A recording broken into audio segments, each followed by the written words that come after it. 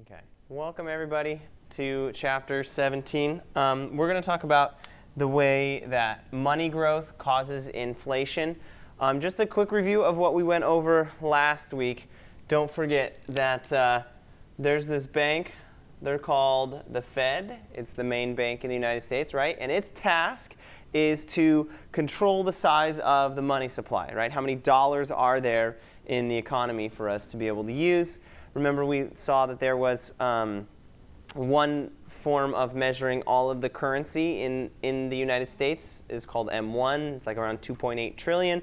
And so basically what the Fed does is they pump money in, remember, to the banking system. So there's Bank 1, and then they make a loan to Bank 2, Bank 2, so on and so forth. And then out pops, a certain amount of money in the banking system, or in our economy. And remember that there's this thing called the money multiplier. So the Fed dumps money in, but more actually appears in the monetary system than the money that the Fed put into the marketplace. So what we're going to look at today is basically, why do we care so much about how much money, what our monetary supply is, or what our monetary base is? Right? The Fed spends so much time and so much effort. We had a whole entire chapter last week talking about how the Fed targets the size of the money in the economy. And now we're going to kind of look at, like, why does that really matter, that the Fed spends so much time looking at how many dollars there are. Okay? So the answers to these following questions are going to be found today. So first of all, we want to look at how the money supply affects inflation and nominal interest rates. All right, so why do we care about this so much? Well, it affects inflation and nominal interest rates.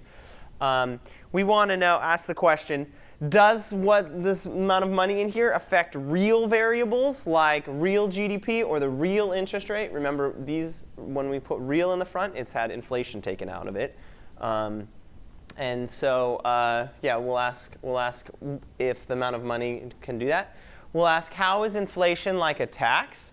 This is interesting. So we're going to talk about some of the costs or the negatives of inflation. And we'll go ahead and talk about how serious the costs of inflation are. Also, I'll give you an example of a country that's had really bad inflation and why it really kind of wrecked the country for a little while. Okay?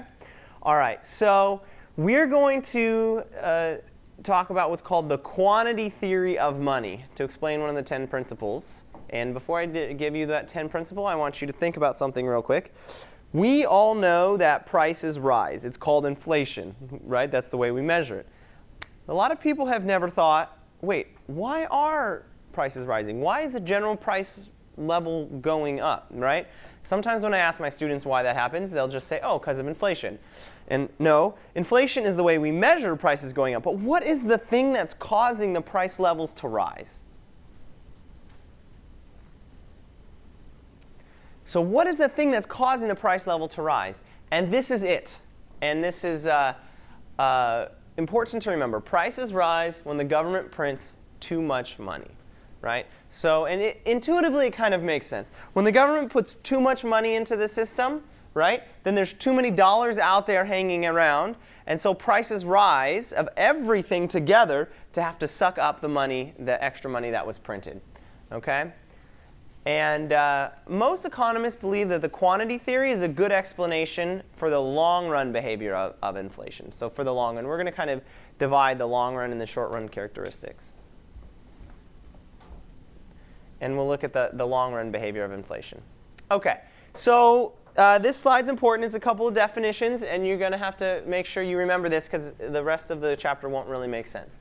Okay, so we call P the price level. That's what P is going to be in this chapter. And I mean, P is always price in this class, but now it's going to refer to the general level of prices just everywhere, not any one specific price, okay? And so basically, if we remember the way we measure prices, we either measure the CPI basket or the GDP deflator basket. And so the way I want you to think about it is that P is the price of that CPI basket, right? Remember how they calculate the CPI? They figure out what everybody buys, they put it all in a shopping cart, and then they track the price of that shopping cart from year to year, okay? So the easiest way to remember is P is the price of this shopping cart, okay? Now, why did I have to introduce P? Well, because really what I want you to start thinking about is how much is money worth? What's the value of money? So I'm going to define the value of $1.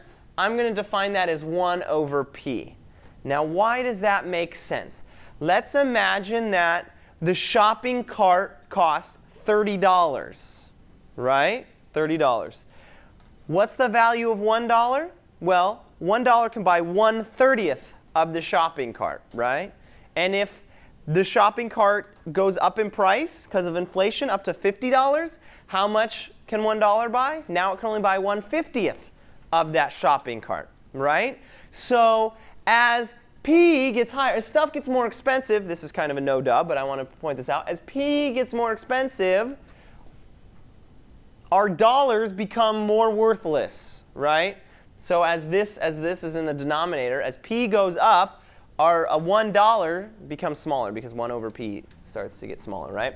So at any point in time, if P is the dollars that all the goods in the shopping cart cost, right? If P is the cost of the shopping cart, then $1 can buy 1/10 of all of the goods, okay?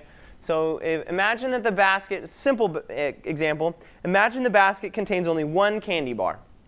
Just remember, in this class, I always try to make my models as simple as possible and with as few goods as possible. So our basket contains 1 candy bar.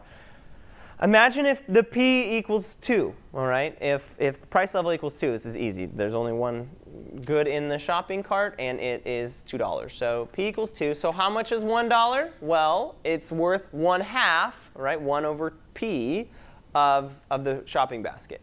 Now, if inflation occurs and all the prices rise, and so the price of the shopping cart goes up to $3, how much can $1 get me now? It can only get me 1/3 of the shopping cart.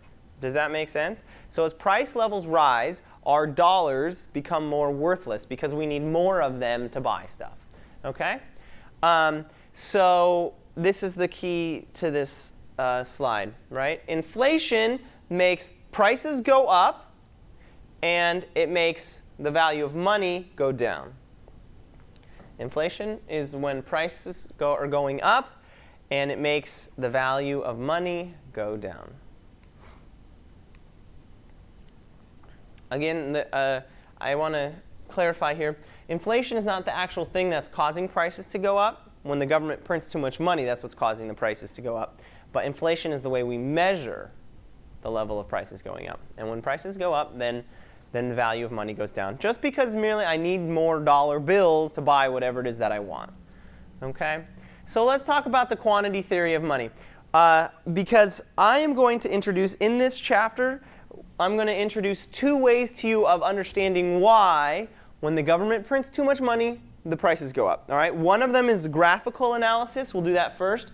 And then another one of them is a formula. Okay? So there's a kind of a graph way of explaining why prices go up when the government prints too much money, and there's a formula way. We'll do the graph way first.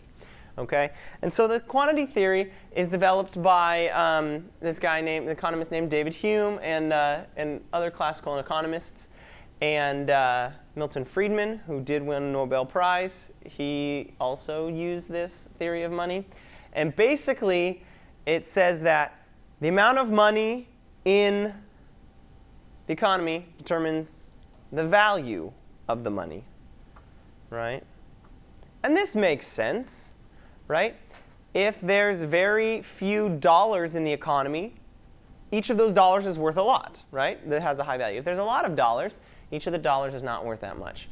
It's kind of the same argument, I guess, for people try to make, for example, for diamonds. Diamonds are really rare, so each one of them is very valuable. It's kind of ignoring the fact that all diamonds are produced by monopolists, pretty much, but let's pretend that doesn't come into it right now.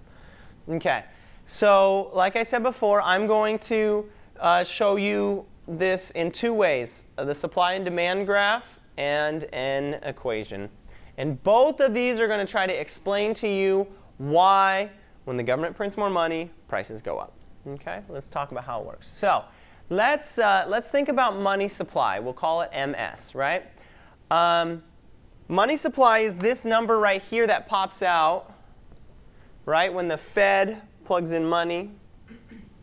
All right, so money supply is this number right here. When the Fed plugs in some money into the banking system, it gets hit by the money multiplier, and out pops however many dollars are available in our society. Okay? In the real world, how is the quantity of the money supply determined? Well, remember, we talked about this last week. The Fed pays a lot of attention to the Fed funds rate, pumps in money to the economy by buying and selling bonds as required, and then so it's the coordinated efforts of the Federal Reserve Bank plus how much the banks hold in their own reserves and how much they loan out, and then how much the individuals, when they get loans, put it back in the bank, right? So it's the coordinated action of the Fed, the banks, and the individuals, right here, the Fed, the banks, and the individuals determines how much money pops out here in the money supply, in the real world. Right now, for this chapter, I'm just going to assume something way easier. I'm going to assume that the Fed directly can just put $10 into the economy, and then there will be actually $10 in the economy, right? And there's no need to complicate our model too much. So for this chapter, this is the real world, right? This is the model that I'm going to show you just to make it easy, right? So the Fed can put in $1, and the money supply goes up $1, and boom, that's the end of the story, okay? So let's think about what is money demand. So that's money supply. The Fed does money supply. Now, we have to have demand for money. Who demands money? Well, it is how much liquid currency or cash that the public wants to hold their wealth in, right? So you can hold your wealth in assets like homes or property or stocks and bonds or any number of other assets. But if you want to hold it in something liquid, remember, liquidity is how easily your asset can be changed into the purchase of a good, right? So currency is the most liquid of all asset classes because you can immediately convert it into the purchase of a good, right? A home, you have to sell it first, convert it into cash, then use the cash. So a home is not that liquid.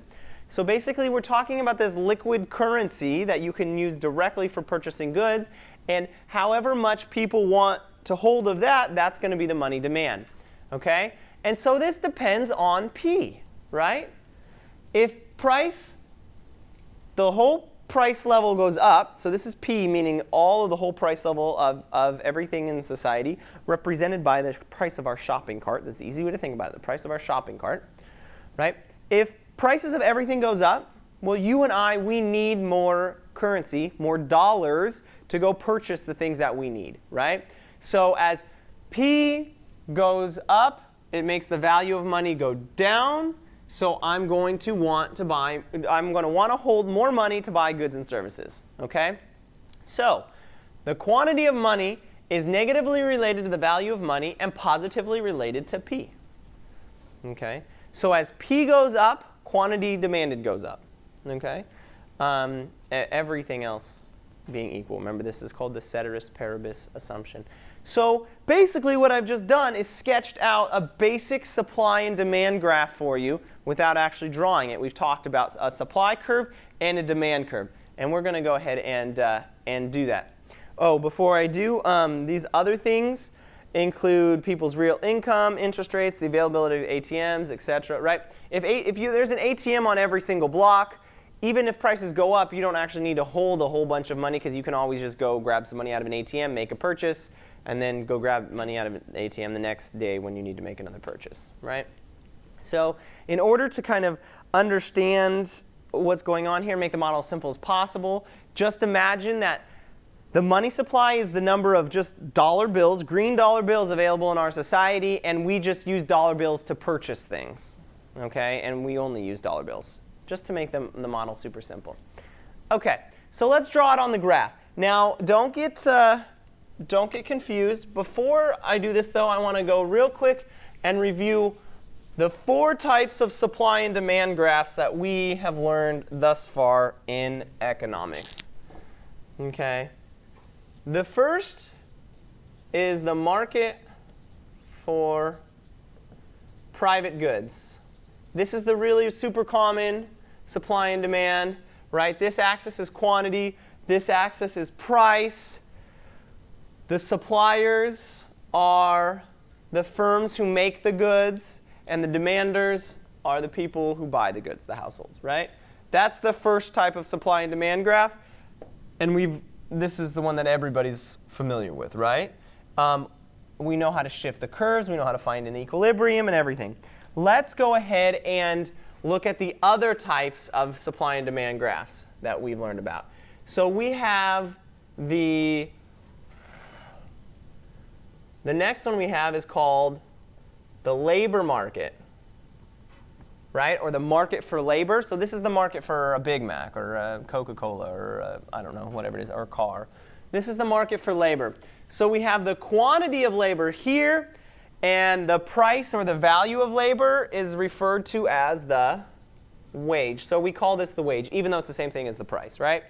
The suppliers are, this is the demand curve, sorry. The demanders are the firms that are hiring labor, and the suppliers are the households that are supplying the labor, okay?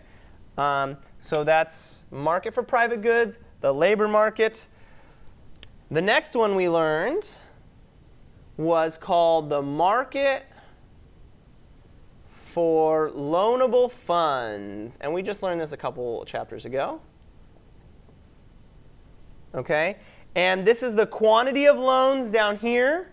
And the price of a loan, or the value of a loan, is known as the interest rate. Right? So this is still price, just like here in all of these. It's just we call it something a little bit different. Okay? And the demanders here are people who need loans, usually investors like firms. And the supply curve here is savers, people who have extra loans or extra cash at the end of the day, extra savings. They didn't use up all of their income, and they can save them, or they can save them, turn them into loans so someone else can invest it. Okay, so these are the three we've known so far. We're going to talk about a fourth supply and demand curve, and we're going to call this the market for money. Okay, and again, the quantity always goes on the x-axis, and on the y-axis we're going to put the value of money. Okay, the value of money. Now remember from the first slide that I showed you, the definitional slide, what's the value of a dollar? It's 1 over the price level, right? Because if I want to know how much this dollar will buy, then it's just however much the shopping cart is. If it's $50, it will buy 1/50th of it, right? So the price of money, or the value of money, is 1 over P, right? And we call this value of money. So I put it like this so you don't get confused. Because this is regular P. These are all kind of regular P's. This is 1 over P. But that's because this P is talking about the price level, right? And in general, on the y-axis is the value of whatever this thing is in this market, right? This is the value of the good. This is the value of the labor. This is the value of the loan. This is going to be the value of money, okay? So it's a little bit confusing, but not too bad, because every other tool of supply and demand analysis that we've ever learned will still work in this supply and demand graph. Okay? So here's how I have it drawn here. On the x-axis, I have quantity of money, right? On the y-axis, I have the value of the money, which is 1 over P. Okay?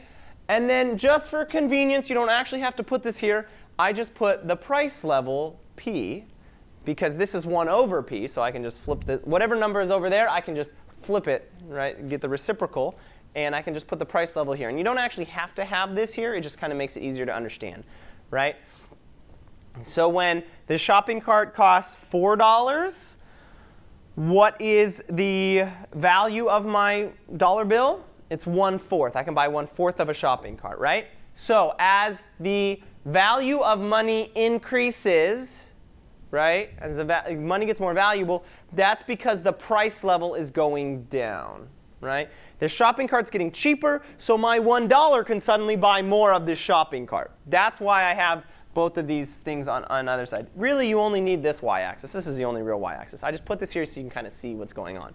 Okay? Now let's imagine what the supply and the demand curves look like. Okay? So, this is what I just said. As the value of money rises, the price level falls right here. Right? So if the price level is 4 and it rises to 2, my dollar used to only be able to buy 1/4 of the cart. Now it can buy half of the cart.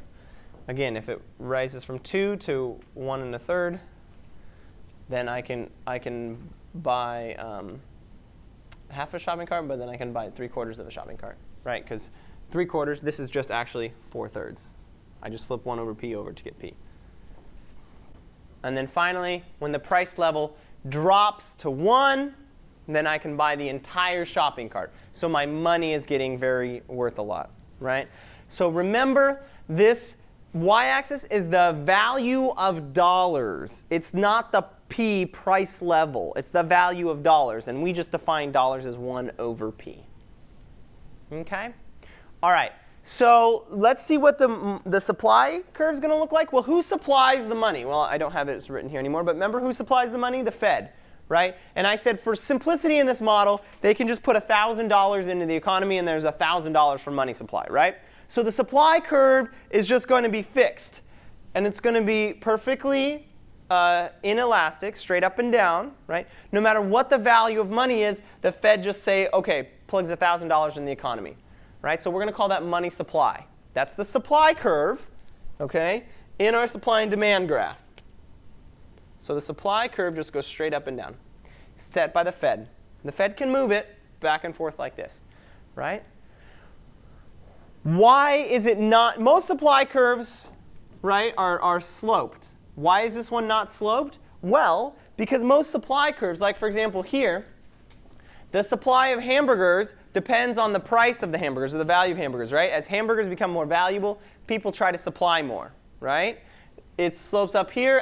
As labor becomes more valuable, more people want to work and supply their labor, right? As loans become more valuable, more people want to supply loans. However, in this case, the supply is not affected by the value of money, right? Because the Fed's not trying to turn a profit here.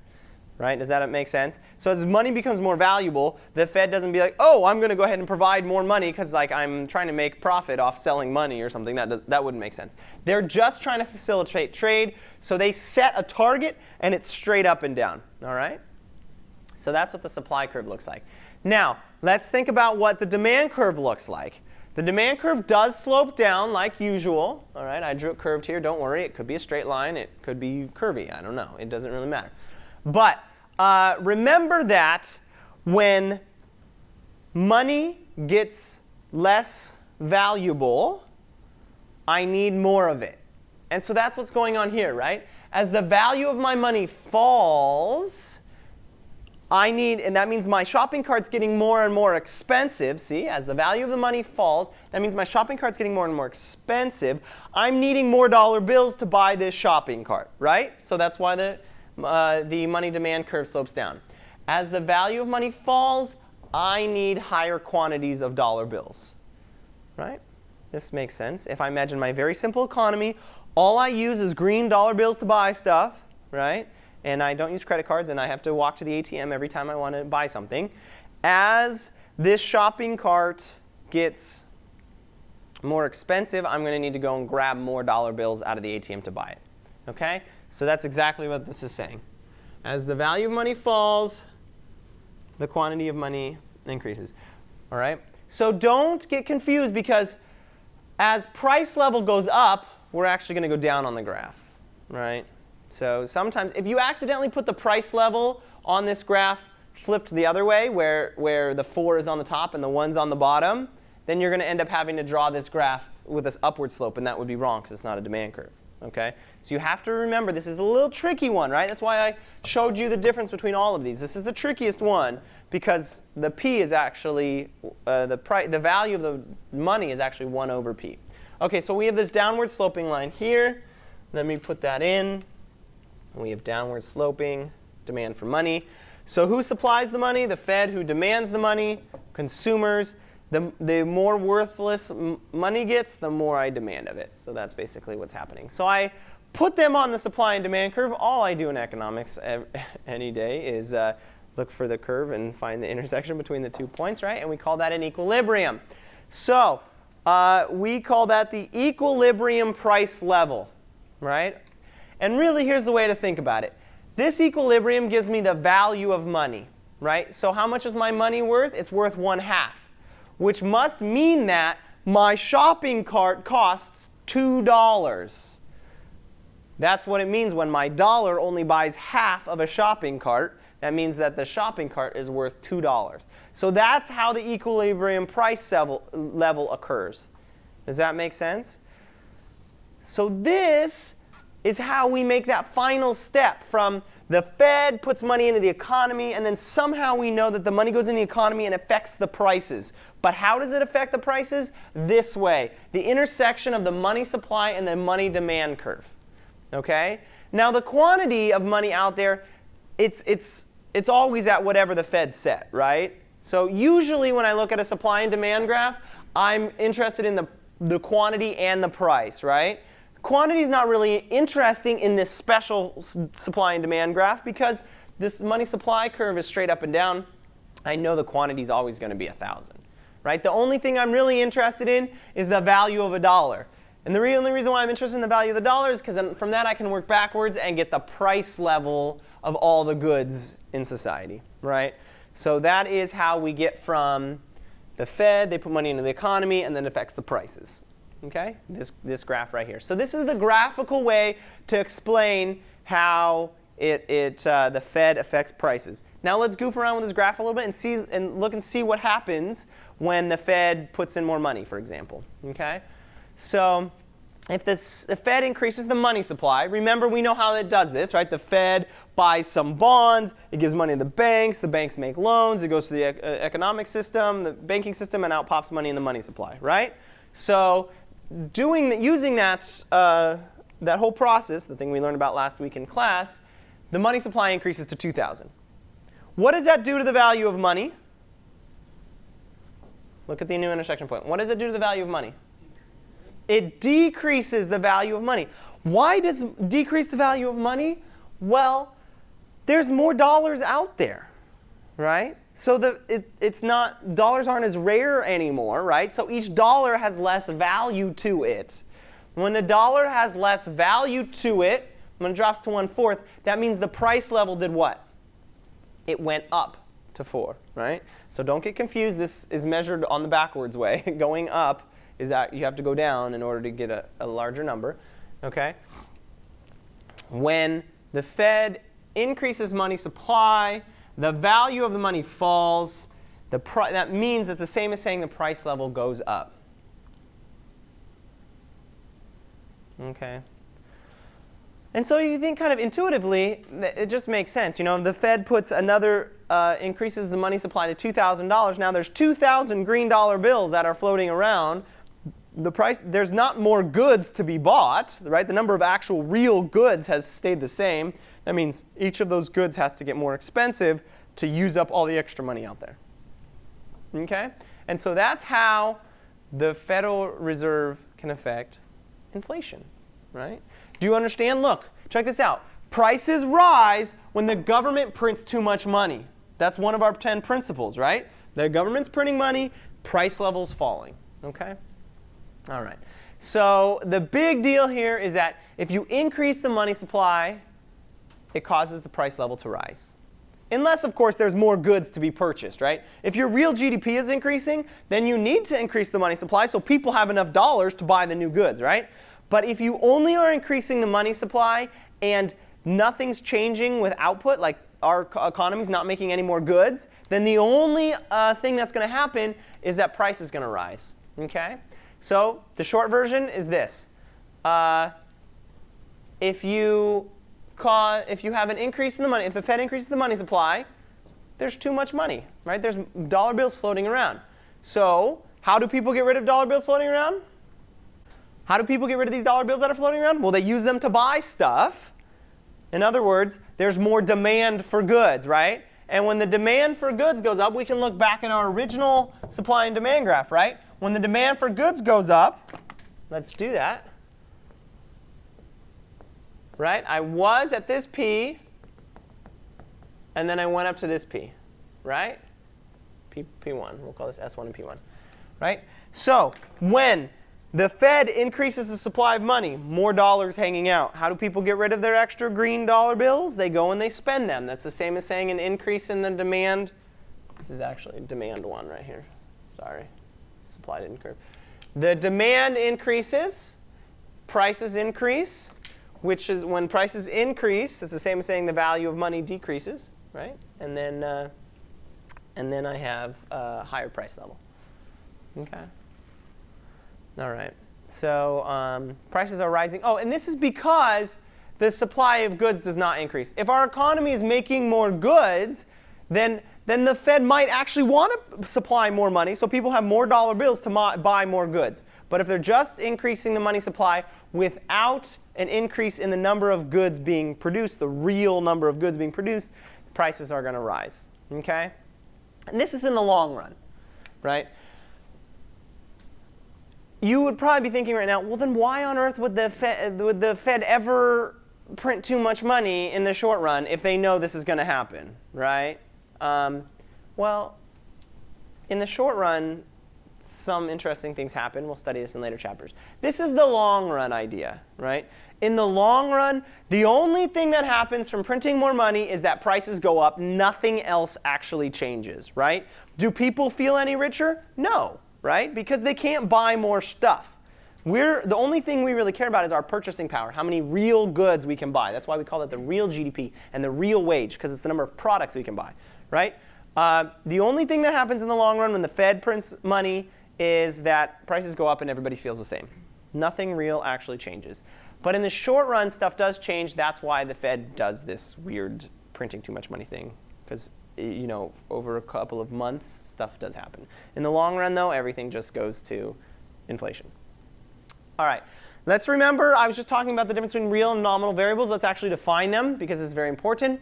So nominal variables are measured in monetary units, right? I get paid, let's say, for example, $60,000 a year. That's a nominal wage, because I'm just telling you in monetary units. So remember, we've had nominal GDP. That's the price of the GDP if it hasn't been adjusted for inflation. This is the nominal interest rate, how much a loan pays. That's not adjusted for inflation. The nominal wage, the dollars per hour worked. Okay. However, what people are interested in is not the nominal wage, okay? Because here's one way to think about it. Let's say I make $60,000 in a world where cars cost $60,000. I can only buy one car, right? Well, let's say you make $30,000, but in a world where cars only cost $1, right? You can buy a ton of cars, right? What do we really care about? Who do you really want to be? The guy with the high nominal wage or the guy with the high purchasing power? You want to be the guy with the high purchasing power, right? What we actually care about is not dollars. We actually could care less about dollars. We only like dollars because they allow us to buy products, right? So we actually measure our richness in products. And that's why real variables are actually measured in products, physical units, okay? So when we're talking about this guy over here who makes only $30,000 a year, but he can buy a ton of cars, he feels richer because he has more products, right? His nominal income is less, but we don't care. We'd rather be him because he can buy a lot of things, right? So that is why we measure the real GDP. Okay, we adjust it for inflation. Yes, the real GDP is still a number, but it's the number that represents the actual number of physical products that we can buy, right? The real interest rate, yes, it's still a percentage, but what it's telling us, the real interest rate, how it differs from the nominal interest rate, is it tries to tell us how much increased number of goods we can buy, right? The real wage is how much does the goods we can buy change. If we talk about a change in the real wage, it's how much is the change in the number of goods we can buy, right? Because if I'm up here and I get a 3% raise, but inflation is 3%, the number of goods I can buy doesn't change, right? So does my real wage actually change if I get a raise of 3% and inflation raises by 3%? No, it doesn't, right? My real wage doesn't. And the thing that people are actually interested in is this real wage, okay? So yes, we may report nominal variables, but real variables are the actual ones we care about, okay? In the long run, when the government prints too much money, the only thing it changes are these things. It doesn't change anything we actually care about in the long run. So in the long run, monetary policy is worthless. So why on earth is the Fed pumping all this extra money into the economy? Because of short-run stuff. But we're not going to talk about short-run stuff in this chapter, okay? All right, so here's another thing to think about that you may not have thought of as far as this is a real variable. So remember that prices are measured in terms of dollars, money, right? And so imagine you have two prices. You have price of a compact disc is $15 a CD. Price of a pepperoni pizza is $10 a CD. Let's say that you want to know the relative price of one good in terms of another. Well, if you think of the relative price of CDs in terms of pizza, $15 a CD, $10 a pizza, that means each CD is worth 1.5 pizzas. This looks very similar to the way we measured prices back in chapter, I think, 2, when we were talking about opportunity costs, before we had even introduced money. Right? When we had a simple economy that was making computers and wheat, we had to talk about the price of a computer in terms of wheat, talk about the price of a wheat in terms of a computer. We're looking at relative prices here. Why is relative prices are important? Well, they're actually measured in physical units, in products, right? 1.5 pizzas per CD. They're not measured in dollars.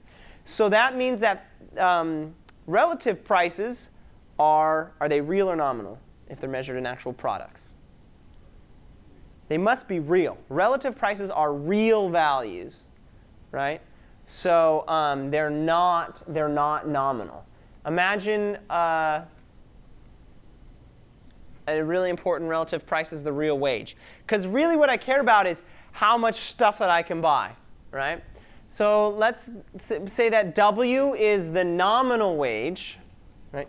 W is the $10 an hour or $15 an hour, right? It's the wage in dollars, right? So we have $15, okay? And then we have the price level, which is just the price of my shopping cart, price of the goods and services. And let's say it's $5 per unit.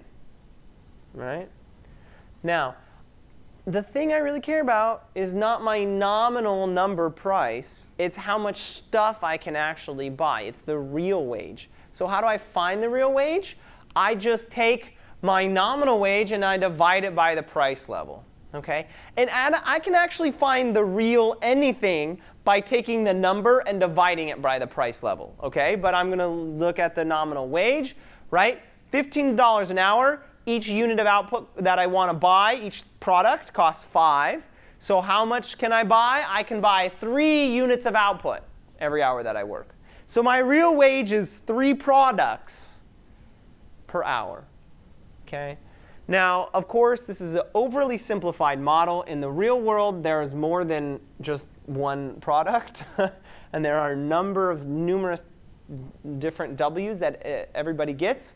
But let's just make this as simple as possible, right? What I'm actually thinking about when I get my income check is not how many dollars or how many zeros are on the end of that check, right? It's how many goods that I can buy with my check, because money itself is not useful to us. Only the goods that we buy with the money is useful to us, right? So imagine if you got a wage that doubled and the price level doubled, right? If your wage doubled and your price level doubled, your real wage would not change because you can still only buy the same amount of thing, right? Yes, sir. It's true that if people raise the minimum wage, then it maybe makes all other prices go up, and then the real wage might not actually move at all. Yeah, that's absolutely true. Okay, so this brings up this thing. It's got a fancy title, the classical dichotomy, right? What does dichotomy means? It means like a scale with 2 pieces, or the 2 pieces that are opposed to each other. And basically it says this, that nominal and real variables are different, right? There's the dichotomy, the 2 pieces, nominal and real. right? And basically, these guys they call the classical dichotomy, and it means that if you increase the money supply, it doesn't affect real variables, which are the only things we actually care about. It only affects nominal variables. Okay? If you increase the money supply, it does not affect real variables. It only affects the nominal ones. That's the dichotomy part, right? Because there's these things called real and nominal. It only affects nominals. It does not affect the real ones over here. Okay?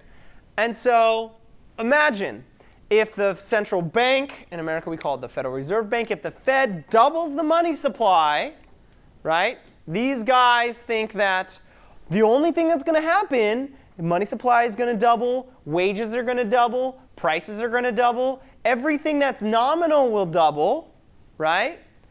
But what will happen to real variables? No change, right? Yeah, I'm getting paid twice as much, but everything costs twice as much. I can't buy anything else, right? So real variables, including these relative prices that we were talking about, and relative prices are really important because this determines how much I buy of stuff, right? If cars are really relatively expensive compared to pizza, I buy fewer cars and more pieces of pizza, right? So relative prices is how I split up my income. Nothing changes, right? If I print more money, it's actually doesn't do anything in the long run. The classical dichotomy only works in the long run. Okay? It says that if you print money, it only affects nominal variables, not real variables, in the long run. Okay? So the idea is also stated. It's called monetary neutrality, meaning money is neutral. Money doesn't do anything, right? Changes in the money supply cannot affect real variables. So this is quite controversial, really. Well, some people don't want to believe this. And here's an example of someone who doesn't believe money neutrality. If they say, oh my goodness, we need to increase growth in our economy, or increase the GDP, or inspire investment, or something like that. So what we need to do is increase the money supply to increase our GDP, right? According to money neutrality, can that happen? No, right? Because increasing the number of products that we make, i.e. GDP, right? Increasing GDP is a real change, right? If I increase the money supply, it doesn't touch the real variables. It only touches the nominal variables, right? Or if somebody says, in our country, we need to increase our standard of living. So we should print more money so we have more money to be able to spend and increase our standard of living. According to money neutrality, is that possible?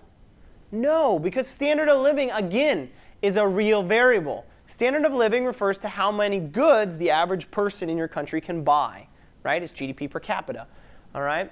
So remember, doubling money supply causes all nominal prices to double, including wages and prices.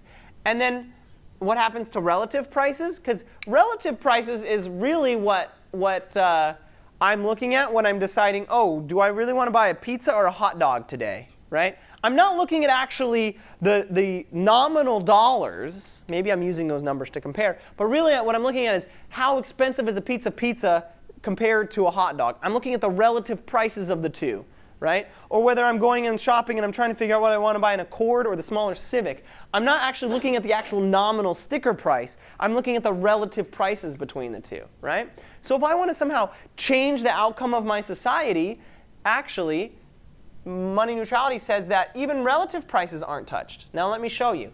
So imagine the example of the relative price of CD in terms of pizza. Remember, it was 1.5 pizzas per CD. So really, when I'm making my monetary decisions or my purchasing decisions, what I look at is relative prices. Let's say that the Fed doubles the money supply, so all prices are doubled. So that means CDs are 30 and pizzas are 20 now. What's the relative price? It's still 1.5 pizzas per CD, right? So before and after the money supply, did this real variable change? No, right? So this is pretty surprising, I think, to a lot of people, that increasing money actually does nothing in the long run. It just makes everything all the prices look higher, but it actually does nothing. people don't change their spending habits because spending habits are determined by a real variable, and that real variable is called relative prices, right? Standard of living is determined by a real variable, which is known as real GDP per capita, right? Printing money doesn't do anything in the long run. That's called money neutrality. Okay. So the real wage too. That's how rich people feel, right? W over P remains unchanged, right? Because look, if W doubles and P doubles, then how much stuff you can buy doesn't change. So labor supply, people don't work harder, right? Because the real wage is unchanged, and labor demand, the number of jobs available, doesn't change. Total employment doesn't change, right? In the long run. The same thing applies to how much capital people use, or how much investments people make, or any other resources, right? So since the use of resources is the same, then total GDP per capita is this. Real GDP per capita is the same. It's unchanged by the money supply. In other words, our standard of living doesn't go up either, right? So it's pretty important. The Fed has an important job, changing the money supply, right? Pumps it through the banking system. But we can't use that incredibly important tool to help us achieve growth in the long run. You can't just print more money and expect that everybody's going to do better because there's more money out there to buy stuff, right? In the long run, nothing changes. Now, why am I making such a big deal about this? Because there are countries out there, entire countries, that don't listen to this rule, right? And they get themselves in huge problems by printing too much money because they're like, oh, if I just print money, well, then people have money and they'll be doing better, right? But that cannot happen according to money neutrality. Okay, so I think that this is pretty, most people believe this. I'm just going to put this. Most economists believe this, but for the long run, right? Which brings up the term, like, why on earth do people then sometimes print too much money? Because it does sometimes have short-term benefits. In the short run, sometimes it can change real variables, but not in the long run. So that's why sometimes people print too much money. Okay? We'll talk about that later.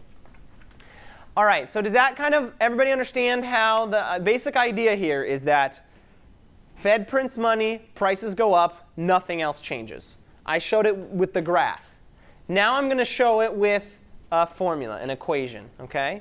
And we're going to call that the velocity of money equation, all right? So the velocity of money, the rate at which money changes hands. This is very, very simple. It's just, remember, all we use is these green dollar bills. It's the number of times that the dollar bill gets used in a year, for example. That's an easy way to think about it. That's called the velocity of money, right?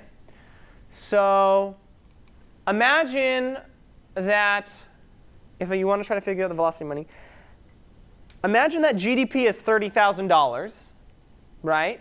And there are only 10,000 green dollar bills out in our economy. How many times is each dollar bill used? 3 times, right? There's only $10,000 bills, but they're used to buy $30,000 worth of stuff. That means each dollar bill is used 3 times. It's super simple. We just call that the velocity of money, how fast the money moves through the economy. Okay? So here's some notation, right? This is real GDP. This is the price level. So this is the real GDP. Remember, it's measured in goods. Remember, GDP is always a measure of stuff. It's the amount of stuff times how much that stuff costs, the price level. That will give us the nominal GDP. M, we're going to call money supply. And V, we're going to call velocity, which is just the number of times you use a dollar bill.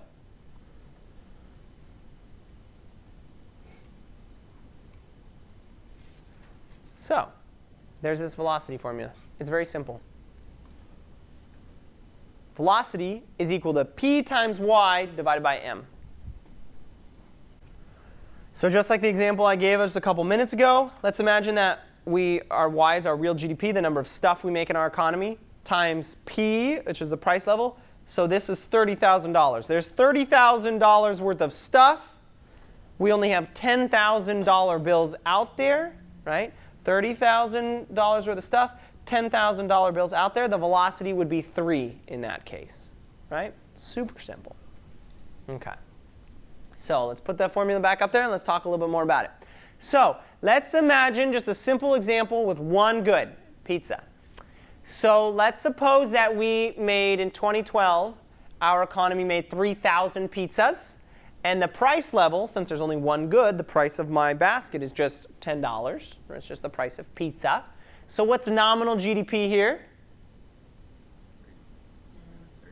30,000. Exactly. Very good, right? Nominal GDP. And let's say the money supply is 10,000.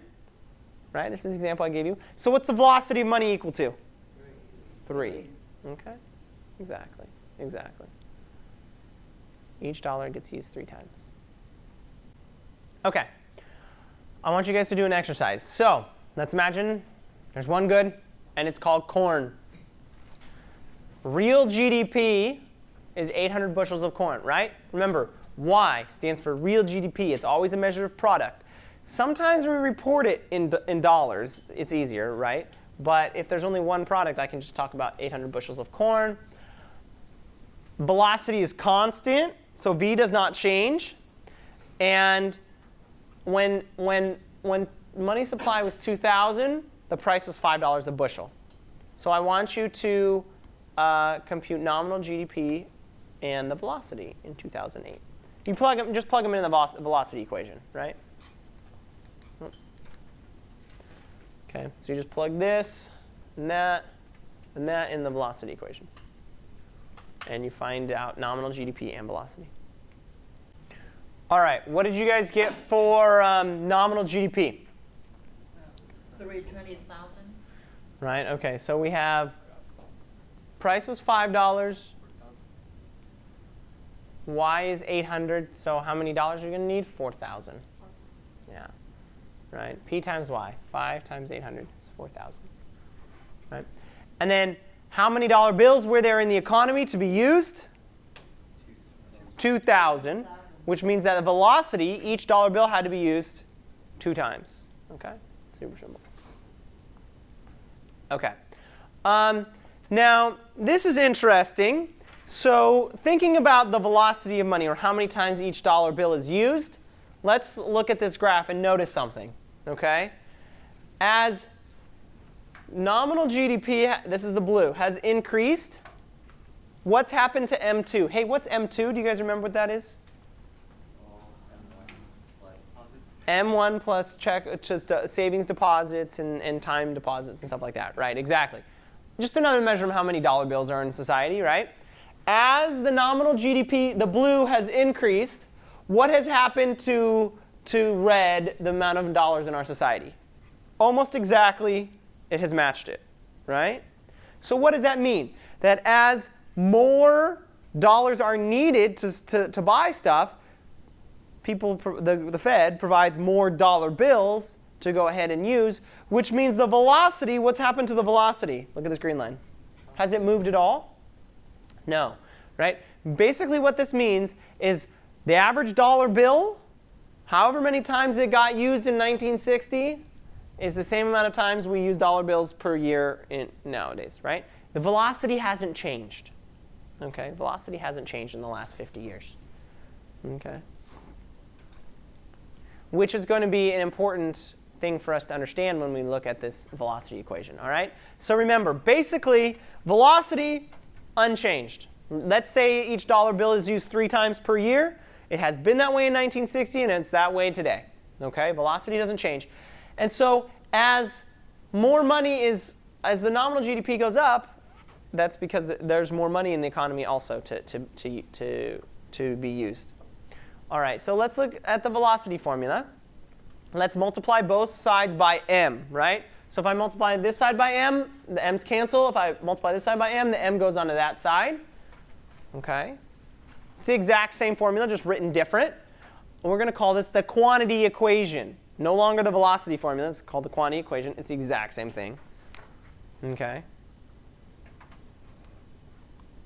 And now look at it. I know that v does V really ever change? We just looked at the graph. V never changes. Sometimes when I write it, I even put a flat bar on the top just to remind myself that it's flat and it never changes. Okay, that V never changes. So V never changes. So let's look here. If I make M go up and V never changes, what's going to have to happen to this side of the equation? It's got to go up too, right? So if M goes up, meaning if the Fed prints more money, that's going to go up. V stays the same. If M goes up, then this side goes up, which means something on this side or both of them have to go up. Does that make sense? Yes. All right. But you tell me, if I print more money, this is a real variable. Does it affect my real variable? No, right? Because real money does not affect real variables. So if M goes up, something on this side goes up. I know it's not Y, so what has to go up on this side? Price, right? Sometimes, like I said, I put a flat bar over V to tell me that it's not moving. I also put a flat bar over Y to tell me that it's not moving. So if money goes up, then price goes up. Okay? And so P changes by the same percentage as M. Whatever M goes up, if M goes up 10%, that means P goes up 10%. Right? This is the exact same conclusion from the formula that we got from the supply and demand graph a couple of slides ago. Remember that? I told you there's two ways to think about this. Right? There's the supply and demand graph. When M goes up, P goes up. This is even simpler. When M goes up, P goes up. Okay, by the same amount. All right. And so basically, long story short, if I have rapid growth of my money supply, it makes rapid inflation. Inflation defined as when P goes up. Not too difficult to understand. This makes it perhaps even more clear than the supply and demand graph right here. Okay. So here's what I want you to do. Let's remember that corn thing again. Right? I'll let you guess. What do you think is going to happen in this exercise? Since I just taught you about what happens when the Fed changes money, what's probably going to happen? Fed's going to change the money, right? Okay, so now the money supply goes up to 2,100. That doesn't change, remember why? V is constant, so I want you to compute the 2009 values of nominal GDP and P. Compare them to your old ones that you got last time we did this, and give me an inflation rate. Okay? And then, if you got that, there's a little trickier question. I'm actually going to make Y change due to not the money supply, but due to technological progress. Say there's some invention. And Y changes to 824. Now find the new inflation rate. All right, let's make sure we're on. We got A real quick. So what is the 2009 value of nominal GDP? How do you find nominal GDP? It's just P times Y, right? This half of the equation. So nominal GDP is going to be equal to $4,200, right? Because nominal GDP has to equal to M times V, right? And I know what M times V is because V is constant and M went up to $2,100. Right? So I know just by looking at this side that M times V was $2,100 or was $4,200.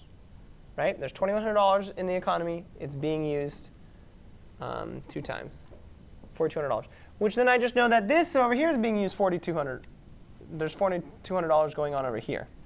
Right? And then I can go ahead and find P by just taking this and dividing it by Y, which was 800. And it went up to $5.25. Did it tell us what V was, or we had to find it? It was, the V was the same as last time. Yeah, V is constant from last time. All right?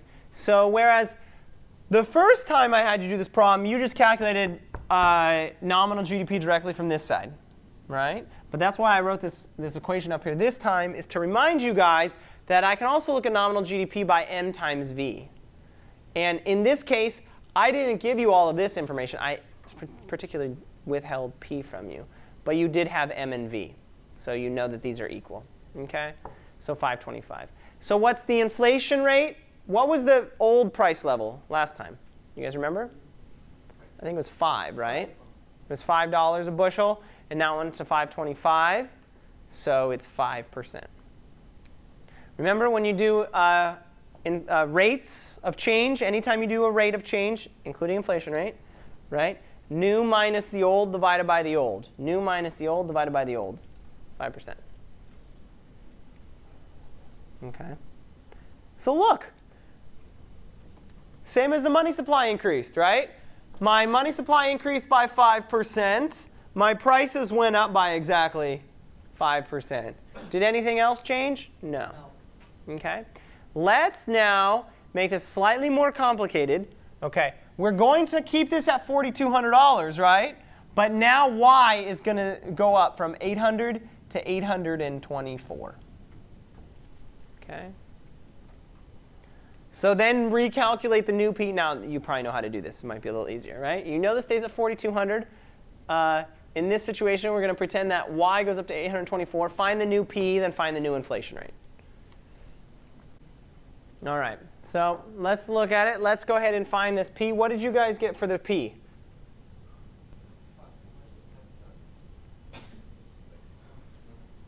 $5.10. Exactly.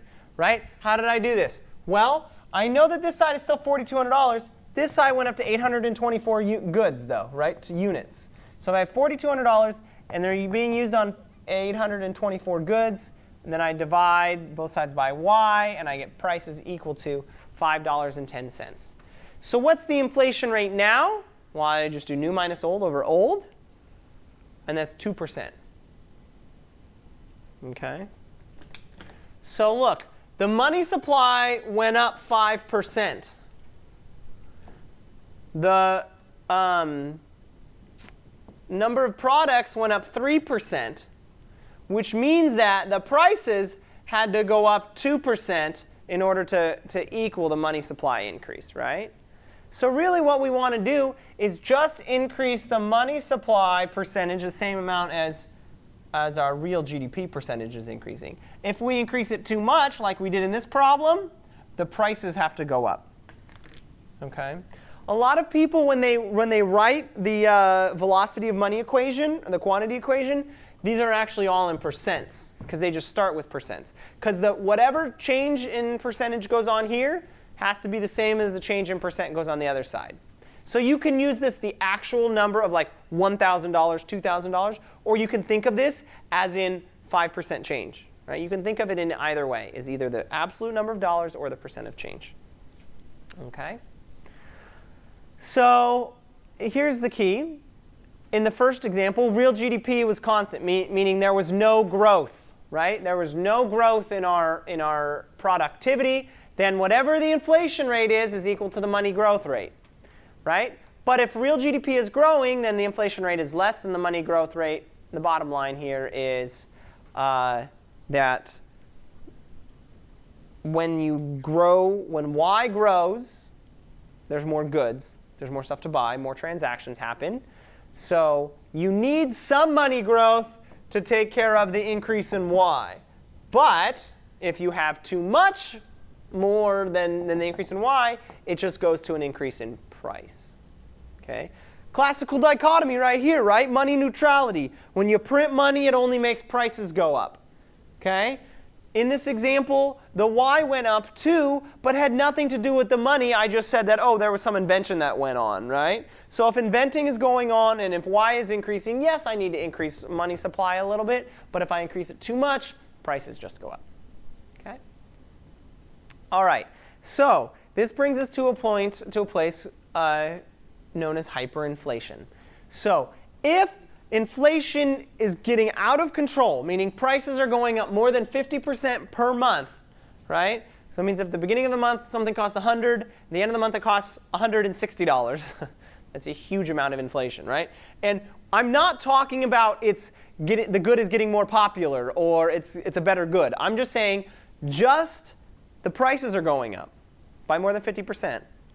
What does this mean? Why are the prices going up 50%? What causes prices to go up, by the way?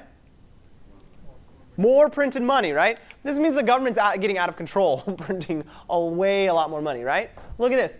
If price is going up 50% per month, how much more money are they changing? It's got to be for sure 50% per month more, right? They're out of control. Whatever's going on with the government printing presses, they're out of control. Somebody turn them on, right? So remember, prices rise when government prints too much money. So anytime you pump too much money in, it's going to make the prices go up too much. We call that hyperinflation, anytime it gets out of control. And this has actually happened before.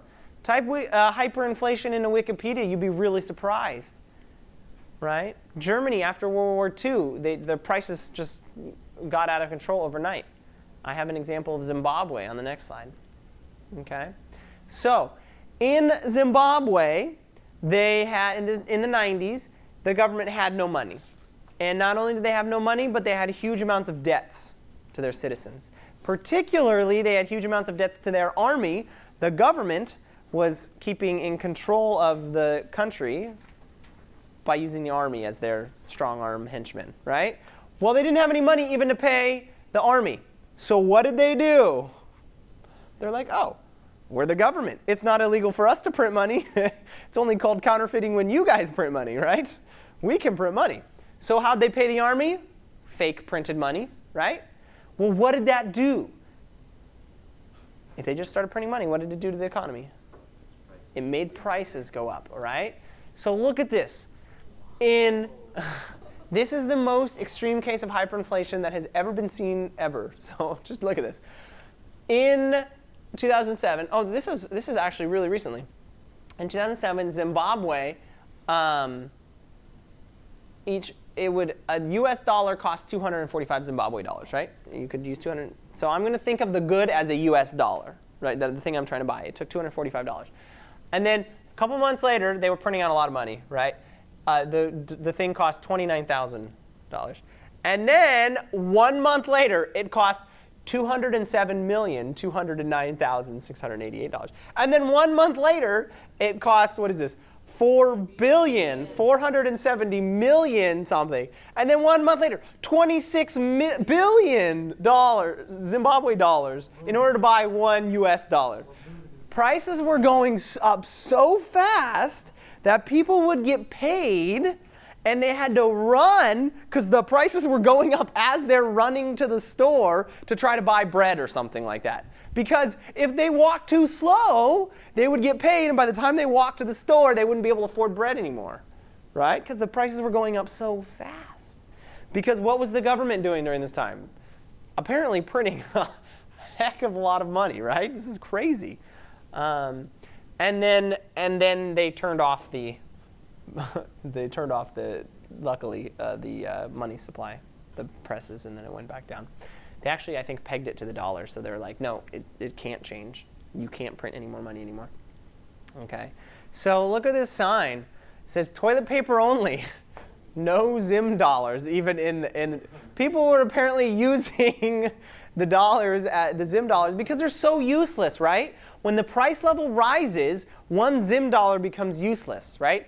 These people who were back in the day, who were like, in August 2007, they'd have a dollar, and then a Zim dollar, and then all of a sudden in July 2008, just not even a year later, it was worth, they needed $27 billion. Then $1 is not worth anything anymore. It's worth less than, it's probably cheaper to use the Zim dollars than toilet paper, actually, because toilet paper probably costs more than a Zim dollar, right?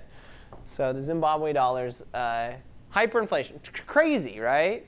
The government started printing out of control in order to try to pay for its debts. That's a big no-no. That doesn't work, right? We know that in the long run, it can't work. How did it lower? Did they burn the money? No, so they just stopped the printing presses. They just didn't allow them to print anymore. And then I think when they got to here, they pegged it to the dollar. So they're like, okay, we're going to make a new Zimbabwe dollars. All the old ones are gone, new ones, and they're only worth $355 to $1. Yeah. Did people pay off their mortgages during this time? Well, yeah. See, this is kind of crazy. If you imagine you had a mortgage that was like 29,000 Zimbabwe dollars. Well, by the time you get to July 2008, it's like your mortgage is nothing, right? So guess what? No banks lent any money during this time at all. So there was no way to get a loan at all, actually, during this time. And that's one of the problems with inflation, right? We're going to get into a little bit later all of the problems with inflation, but one of them is banks can't loan money if there's too much inflation, because then they're not going to make any money back, right? Okay, so let's talk about the first problem with inflation. It's called the inflation, quote, tax. All right? Now, it's kind of, you probably never thought about this, but it is an actual tax. What happens? The government prints money to pay for stuff.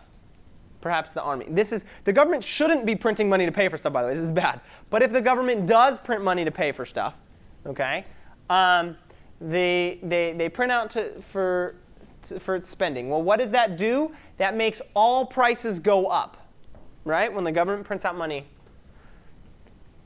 Almost all hyperinflations that have ever happened in history, this is exactly what it is. Okay, so here's the way what's a tax? A tax is when the government gets money from its subjects, when it gets money from its citizens. That's what a tax is, right? That's why we call this a, quote, tax, right? So how does it work?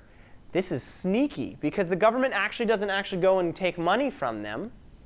What happens is the government prints out money and uses it to pay its bills.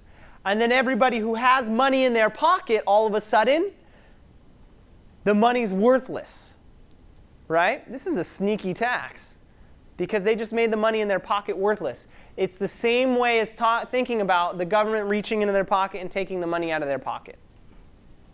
We call it an inflation tax. Pretty interesting, huh? Pretty sneaky. Make sure you guys understand. So the inflation tax, the government prints money to pay for its bills, makes all the prices go up. People who just have the money in their pocket now find that their money is worthless because the prices went up. Right? We call that an inflation tax, because it's like the government reaching into their pocket and taking the money out. Okay? So in the United States, we do print too much money, but it's less than 3%. Of total revenue. So there is a bit of an inflation tax. And it's kind of sneaky, because really, people don't realize that the government's taking this money from them, actually, right? If you hold money in your pocket for a year, you just put a $100 bill in your pocket, in a year, it's going to be worth 3% less, because inflation goes up 3%, right? So that's the same thing as saying you actually gave 3% to the government, because they just caused it by printing out the money. So does my money lose almost 10% of its value every 3 years? More, actually, because it's compounded. So 3% on top of 3% on top of 3%. Only if you keep it in your pocket, right? How's the way to get around the inflation tax? You put this money in somewhere that is going to grow at the same rate as inflation, right? The inflation tax is only on people who keep money in their pockets, who keep currency. Right? All right, there's this thing called the Fisher effect. So remember the real interest rate. It's just that the real interest rate equals the nominal interest rate minus inflation. We just put the nominal interest rate on the other side. So the nominal interest rate, how much money do I get on my loan? Well, it's equal to the inflation rate plus some real interest rate. This real interest rate comes from the market for loanable funds. I add some inflation, and that's my nominal interest rate. Okay? So again, the real interest rate is determined by the intersection of supply and demand in the market for loanable funds. It's the one that I had drawn up here, right here. Okay? So let's say I need to make 5% on my money, like real interest rate, meaning at the end of the year, I want to be able to buy 5% more goods. That's what a real interest rate means. It's how many goods I can buy. If inflation rate is going up by 5% at the same time as I need to make 5% on my money, if inflation rate is going up 5%, that means nominally I need to be getting 10% on my loan. Somebody needs to be paying me back 10% on my loan, right? So money supply growth, if money supply growth grows here, it's going to grow the inflation rate, which is also going to make the nominal interest rate go up. Yeah?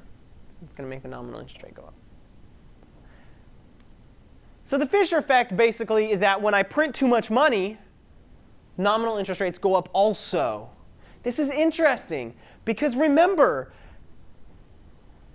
printing money, increasing the money supply, only affects nominal variables. And it affects all nominal variables, even ones you wouldn't even think would be affected, like the interest rate. It affects the nominal interest rate, but it doesn't affect real variables, right?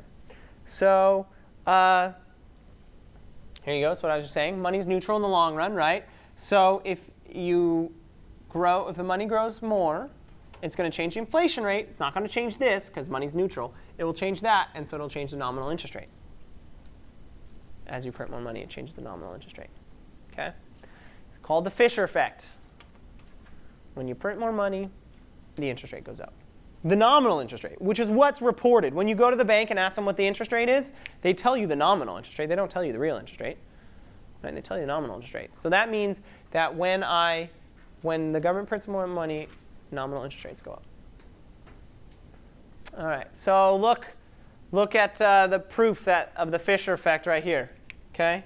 Where's the blue is the nominal interest rate. The red is the inflation rate. Right. So when the inflation rate goes up, when the red goes up, what happens to the blue? It goes up also, right? Anytime there's a difference between the nominal interest rate and the inflation rate, that means that's the real interest rate, right? Because say you're getting 3% on your money, but inflation rate's only 1%, that means you're actually getting 2% real interest rate, right? So everywhere that there's a gap where the blue's higher, that's the real interest rate is positive, right? Right here, look, there was really big real interest rates. Okay, why? Look at these years. I don't know if you guys remember what happened in the 80s from our other graph.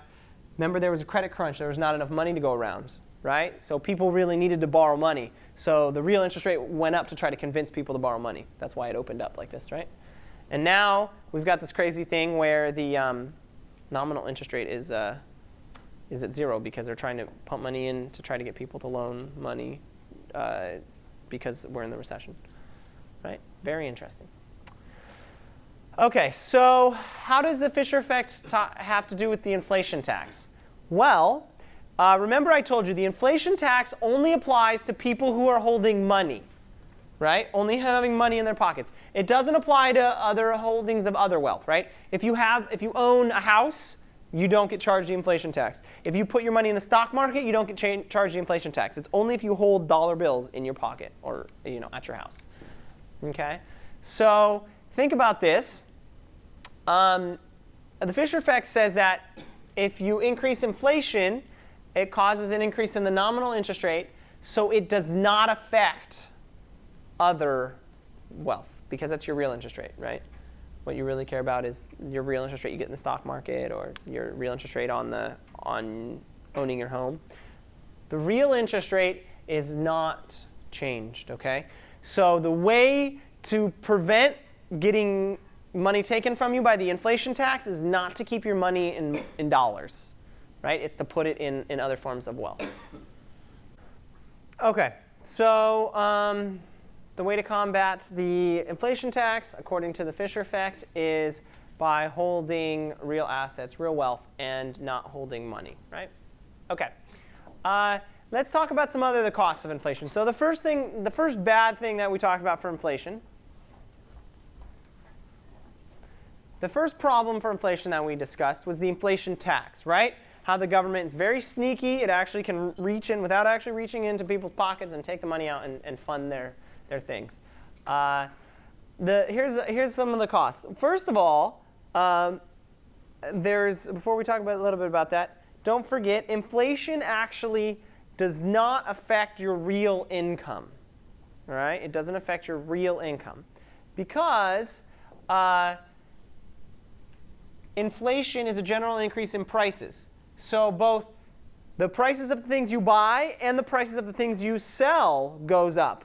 I.e., what do you sell? Your labor, okay? So when prices of goods go up, the price of your labor goes up, right? Real incomes are determined by real variables, not the inflation rate, okay? So don't get too freaked out, I guess, because yes, money supply, increasing the money supply increases inflation. It increases all the nominal variables, right? But really what we care about is my real income, and my real income is not influenced by the inflation rate in the long run. In the short run, stuff can get a little messy. But in the long run, my real income is not affected. Okay? So look, if you look at how the nominal wage and the CPI, remember this is the Consumer Price Index, this is our measure of inflation, they go up exactly together. Which means that The average person, as goods get more expensive, people just get paid more to counterbalance it, right? They rise together. So real wages are staying the exact same, actually, right? Okay. So what are the costs? Let's talk about the costs. We've already talked about the inflation tax. That's one cost. We've talked about how it does not actually affect your real income, but what are things it can affect? Like, why should we worry about inflation, right? Some people might say, well, it doesn't matter about inflation because it doesn't affect my real income. True, but here's some other ways that it does hurt people. There's these things called shoe leather costs, okay? So imagine that there's only one bank in town and you have to use actual green dollar bills. This was true not that long ago, right? Every time you want to buy something, you have to walk to the bank and get out money and then go buy something, right? Well, if all the prices go up, then that means that you're going to have to go to the bank more often to get out more money, even though you have more money in your bank account because your nominal wage went up, right? You still are going to have to go more often to the bank and pull out money, called shoe leather costs, right? Because you're wasting your shoes. Your shoe leather is getting wasted because you're walking to the ATM so often, all right? And that's basically the fact that when inflation's going up, I don't want to hold money in my pocket, right? Because then I'm going to get the inflation tax. So I'm going to wait to get money out of the ATM until the last second before I buy something, right? So that means that before I buy every single purchase, I have to walk to the ATM and get out money. Does that make sense? So that's the shoe leather cost idea. And so, I mean, there's a lot more to it. You know, there's transaction costs of frequent bank withdrawals. Every time the bank processes a transaction, there's a cost, there's time. Here's another cost. This is different from shoe leather costs. Menu costs. Literally, when all prices go up, then, for example, restaurants have to reprint their menus, right? Because all the prices are going to go up. Perhaps you have to mail new catalogs out, right?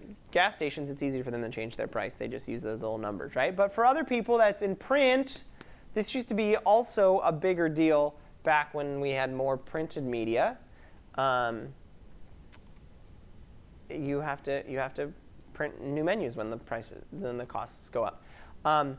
There's included in this kind of menu costs is general confusion, though, by the consumers. When prices go up at your favorite restaurant, you might not know that that's actually just inflation. You might look at it and you might think that your favorite restaurant's getting more expensive, right? So it might make you upset, or it might, cause you to treat the owner not as nice. Those are all included in menu costs, okay? Not actually the actual cost of printing the menus. That's one of them, but also all the other costs.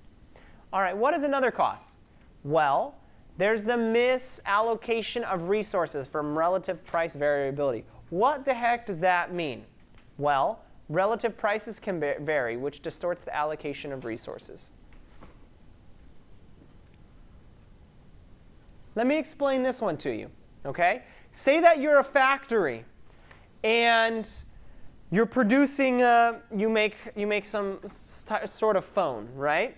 Then all of a sudden, people start coming with more money to buy your phone, right? You don't know whether it's just because all prices are going up, so people have more money, and then you shouldn't actually change the number of phones you're making if it's just prices going up, right? But you might accidentally make a mistake and think that all these people coming with all the extra money is just because your phone is suddenly now more popular, right? And that would mean just the demand for your good has increased. Does that make sense? And so if people are coming and buying more phones from just me, then I should raise the price, right? And I should actually raise the price, and I should produce more phones, right? And then I can make a higher profit, right?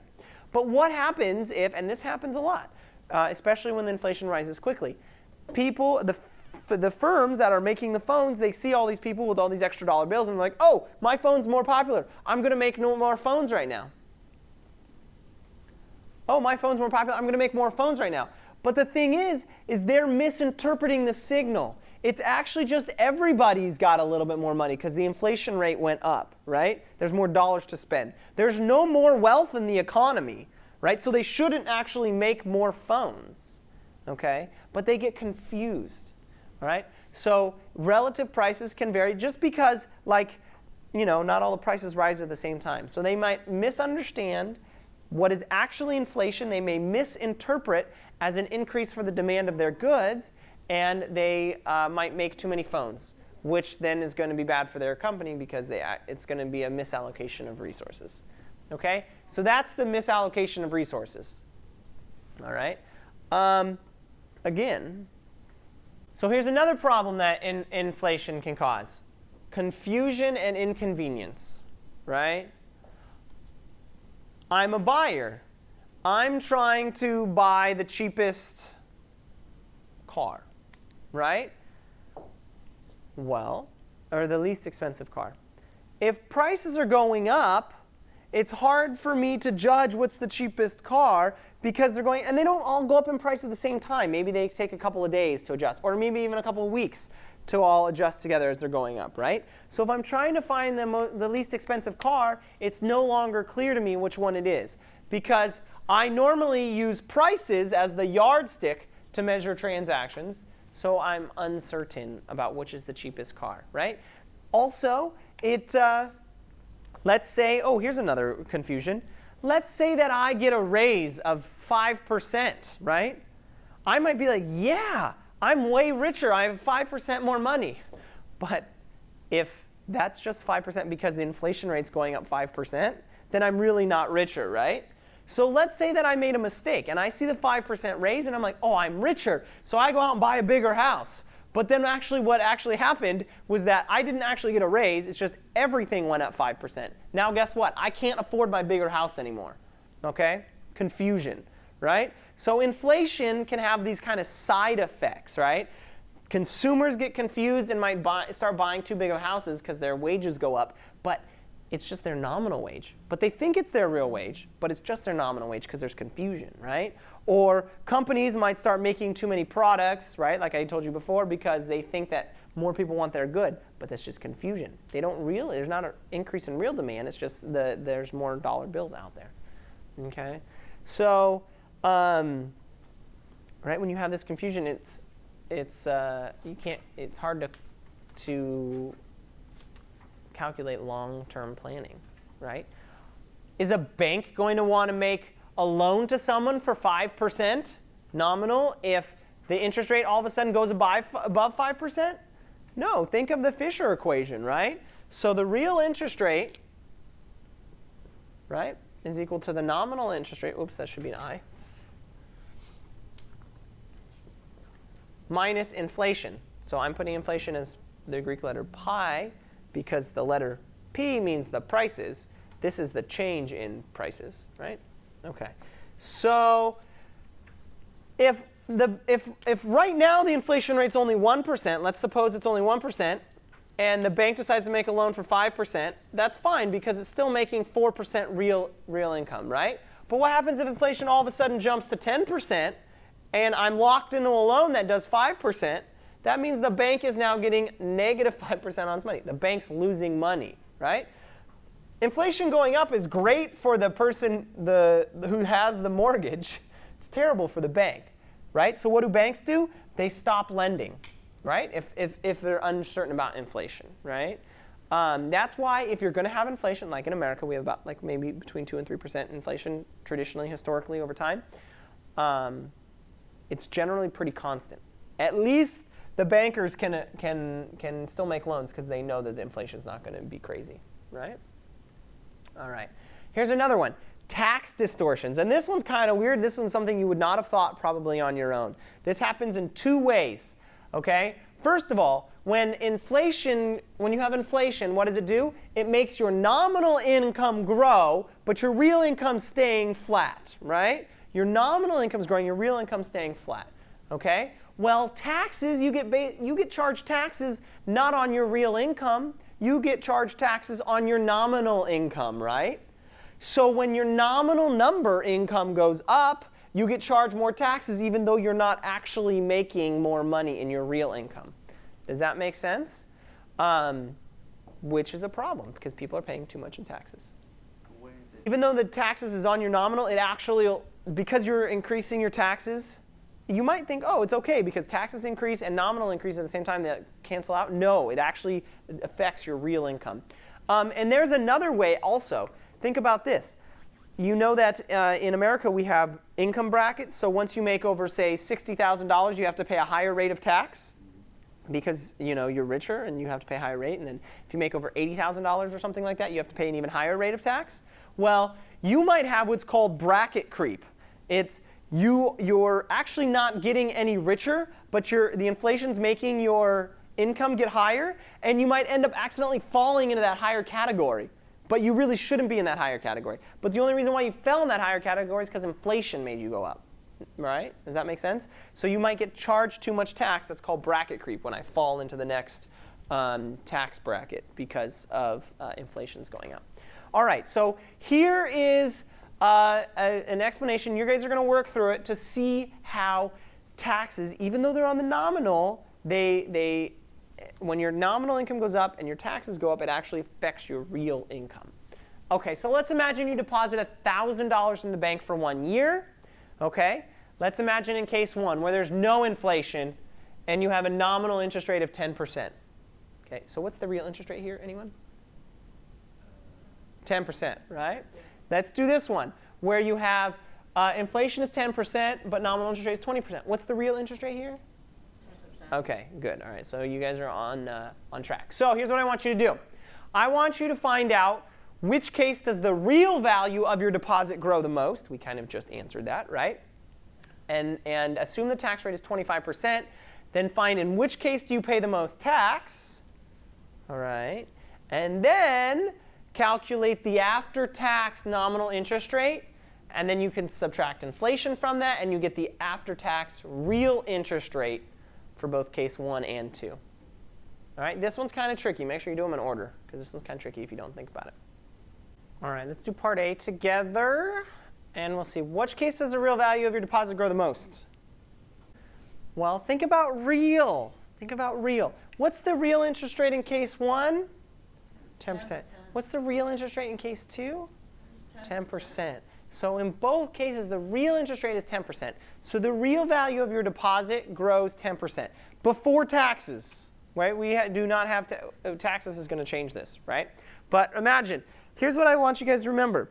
The nominal interest rate tells me how fast my money grows.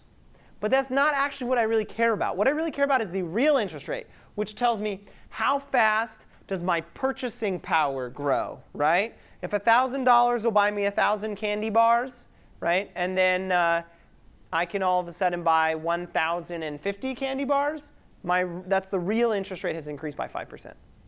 Okay? All right. In which case do you pay the most taxes? Did you calculate taxes in both of them? Remember, the tax rate was 25%. Well, let's do this first one. In case 1, how much taxes do you pay? Well, first of all, how much do you make on your money? You make 10% on $1,000. You make $100, right? And the tax rate is 25%, so you pay $25 in taxes, right? That's case 1. Case 2 is how much do you make? Well, you make 20% on your income, so that's $200. And the tax rate's still 25%, so you pay $50 in taxes, right? You pay $50 in taxes. But at first you might be like, well, that's okay, because here I made 100 and I paid 25. Here I made 200 and I paid 50, right? So that might not seem that big of a deal. But what you really have to do is you have to calculate your after-tax real interest rate. Because what we compare about is real interest rates, right? So without taxes, the real interest rates were the same. Now let's compare after we add in taxes and see what the real interest rate is. So let's compute the after-tax nominal interest rate first, okay? And then we'll subtract inflation to get the real interest rate. How do I find the after-tax nominal interest rate? Well, in case 1, I made 100, but I had to pay 25 in taxes, right? So I really only made $75 of my after-tax income. Does that make sense? I made $75 on my 1,000, so that was 7.5% nominal. Does everybody understand how I found my after-tax nominal interest rate?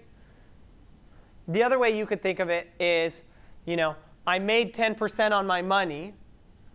25% of that 10% was taken toward taxes, which means 2.5%, right? What's 25% of 10%? It's 2.5%. So 2.5% went to taxes, and 7.5% went to growing my nominal. Okay? What's the real interest rate here in case 1? 10%. What's the real after-tax interest rate? Sorry, what's the real after-tax interest rate? The nominal after-tax interest rate is 7.5%. So what's the real? How do I convert from nominal to real? Subtract inflation. What's inflation? 0. So what's the real after-tax? 7.5%. Okay. So in case 1, after taxes, how much did my purchasing power grow? That's actually what I care about, not nominal. I care about how much of my purchasing power grow. It grew by 7.5%. Yeah? Let's do that for case 2. Okay? Let's do this for case 2. All right. How much did I make? What was my after-tax income in case number 2? Do you remember? $150. It was $150, right? Because I had made $200, but I had to pay 25% in tax. So my after-tax income on $1,000 deposits, I made $150 after $1,000. It's 15%. Okay. Another way to think of this is I made 20% nominal on my money, but 25% of that had to go to taxes. What's 25% of 20? 5%. So 5% went to taxes, and then 15% went to me. Right? Now, calculate the real after-tax interest rate. Here's the nominal after-tax interest rate. How do I get to the real one for case 2? Subtract 10. I subtract inflation. Very good. And so my real after-tax interest rate is only 5%, which means my money is growing only 5% in purchasing power. Right? So even though at the beginning you'd be like, oh, it's fine, because you're getting, in the no tax world, you're getting 10% real interest rate anyways, the tax messes this up, right? The tax means that in this case, your money grows real interest rate of 7.5%. It grows only 5% here in real after-tax interest rate, right? And that's really what you care about. So you're actually poorer in the world of inflation, and it's called an inflation tax distortion. Okay? So that kind of answers your question about, even though you think like, oh, it should be fine, right? Because the taxes is only charged on the nominal value of the money, and the taxes is itself nominal, it actually affects the real rate of growth. Okay? So the thing is here is that, like we just said, it raises the nominal interest rates. That's a Fisher effect, but not real interest rates. So you might think accidentally that that's OK. Inflation's not going to mess up taxes. But it increases the amount of taxes that you end up having to pay. And it lowers the after-tax real interest rate, which is the thing I really care about. This is how much my purchasing power of my money is growing after tax. All right. So here's yet another cost of inflation. Okay? Arbitrary redistributions of wealth. Okay? What does this mean? Well, this is kind of what we were talking about earlier. Banks don't want to make loans, right? If you have high inflation, it basically is good for the debtors, the people who have the debt. It's bad for the creditors, the banks, right? It transfers money without knowing it. If you make a loan to someone and the inflation rate goes up, well, they pay you back, but they don't pay you back as much as inflation went up, right? You get to pay back your debt with dollars that aren't worth as much. If you think about that, right? When inflation goes up, that makes dollars worth less. So if I make you a loan that's back when dollars were worth a lot, and then you pay me back with cheaper dollars, it's the same number-wise, but they're not as worth as much, I get the shaft as the lender, right? It's not good. So it confuses the borrowing decision, right? And then if you have too little inflation, right? Because banks are making their loans based on what they think inflation is, right? If banks think that there's going to be 3% or 5% inflation and there's only 1% inflation, well, then the people who are hurt is actually the people who get the loan. They're paying back their loans with dollars that are worth too much or worth more than they thought they were going to be, right? And so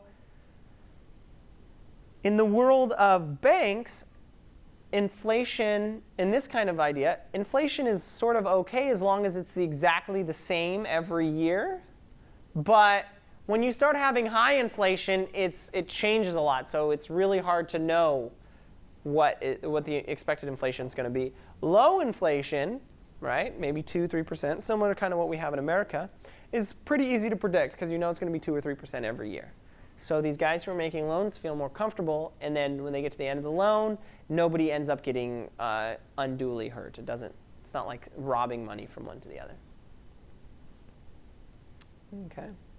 So basically, these kind of banking problems happen when inflation is high. Right? If you have a loan, you want inflation to go up a bunch because then it makes your loan, the number value of your loan, worth pretty much nothing. Okay, so if you have hyperinflation, think of all of those costs that I taught you about, right? Shoe leather costs, distribution costs, confusion costs, menu costs, right? All these bad things, tax distortion costs, inflation taxes, all these things that inflation does that can hurt our economy. When you have hyperinflation, it's super bad for the economy, right? That makes sense? Economies with low inflation, let's say less than 10% per year, we have even lower than that in the United States. These costs are probably much smaller. Exact costs is kind of unknown. So basically, what we talked about today was how do prices rise when the government prints too much money, because that's what makes prices rise. All right. If I print money in the long run, or if I have expansionary monetary policy, it means, imagine my picture of the Fed is still here. The Fed is pumping money into the economy. It only affects nominal variables, so your nominal wage, nominal prices, even the nominal interest rate, but it can't do anything real in the long run. Okay? And then, of course, we will study in later chapters the short-run effects about printing money, which there are some short-run effects, which is why sometimes the government does print too much money in the short run, because it can help in the short run, just not in the long run.